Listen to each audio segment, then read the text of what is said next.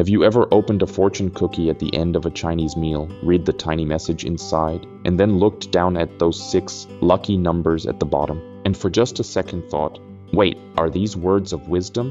Or Powerball numbers? Or maybe both? Because sometimes the fortune says something like, "A pleasant surprise is waiting for you."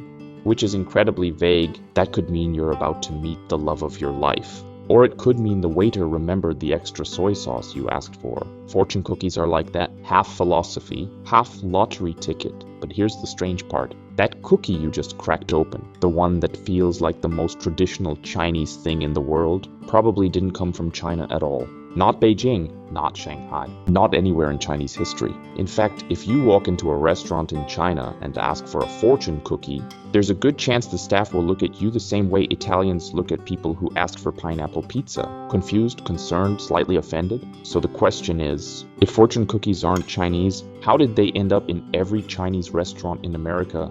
To answer that, we have to go back to California in the early 1900s. Specifically to a quiet garden in San Francisco.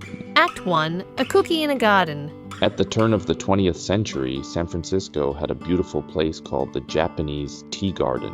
It was peaceful, wooden bridges, koi ponds, cherry trees, the kind of place where people slow down, drink tea, and pretend they're not living in a busy American city. And the man running that garden was Makoto Hagiwara. Visitors would come for tea, and sometimes, at the end of their visit, they were given a small cookie. Inside the cookie was a tiny paper message. Not exactly a fortune, more like a thoughtful quote. Something simple, something reflective. Imagine opening a cookie and reading something like, "Patience brings calm to the restless heart." which, if we're being honest, is a lot deeper than the fortunes we get today. Today you usually get something like, "You will soon take a pleasant journey." which could mean traveling across Europe, or finally finding a parking spot at Costco. Nobody really knows for sure if Hagiwara invented the cookie itself, but we do know something very important. Cookies with messages inside already existed in Japan. They were called tsujura senbei. They came from Kyoto, and Japanese immigrants had quietly brought them to America. For a while, they were simply a small cultural tradition, a charming little cookie with a thoughtful note inside. But then another man entered the story, and suddenly the origin of the fortune cookie became a mystery. Act 2. The rival claim. Down in Los Angeles, a Chinese immigrant named David Jung had his own version of the story. Jung founded the Hong Kong Noodle Company in the early 1900s. And according to his story, he invented fortune cookies for a completely different reason. He saw poor people wandering the streets of Los Angeles. So he started handing out small cookies with encouraging messages inside, little edible notes of hope. You can almost imagine him telling a baker, "Let's give them something warm and a few kind words." It's a beautiful story. But now we had a problem. San Francisco said the cookie came from Japanese tea gardens. Los Angeles said it came from a Chinese noodle company.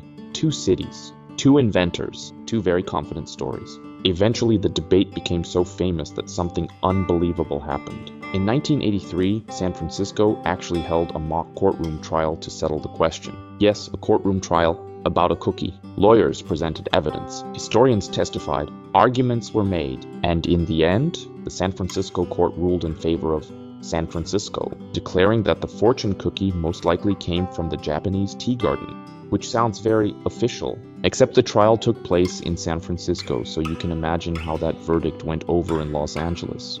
Act 3. When history took a dark turn. But the real reason fortune cookies became associated with Chinese restaurants had nothing to do with bakeries or tea gardens. It had to do with history, with one of the darkest moments of history, World War II. During war, the United States forced many Japanese Americans into internment camps. Japanese businesses were forced to close. Japanese bakeries disappeared. The communities that originally made these cookies were suddenly gone, but Chinese restaurants remained open, and many of them had already been serving fortune cookies with meals, so they kept the tradition alive. Customers kept receiving the cookies, and slowly, over time, people began to assume the cookies had always been part of Chinese cuisine. It wasn't a deliberate change, it just happened, the way many cultural traditions do, quietly, gradually, almost invisibly. Act 4. The cookie that changed identity.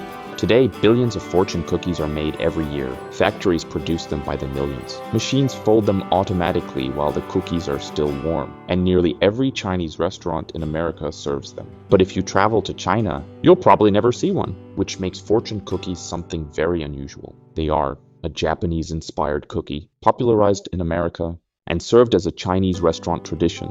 Food history is full of strange journeys like this. Recipes travel, cultures mix, and sometimes a dessert changes its identity entirely. Reflection, the real fortune. So the next time you open a fortune cookie, read the little message inside. Look at the lucky numbers. Maybe even keep them in your wallet for good luck. But remember, the most interesting story isn't written on that tiny piece of paper. It's the story of the cookie itself. A cookie that crossed oceans, survived history, and somehow convinced the entire world it came from somewhere else. I hope you enjoyed it. Please like and subscribe Awesome Food Tales.